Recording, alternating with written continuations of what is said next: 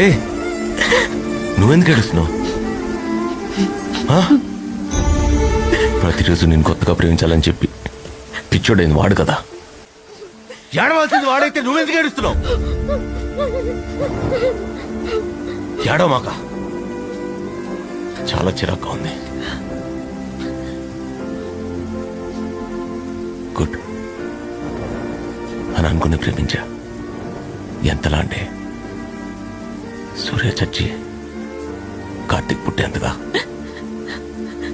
ఇంతలా హర్ట్ చేయాలా? నేనేం తప్పు చేశా?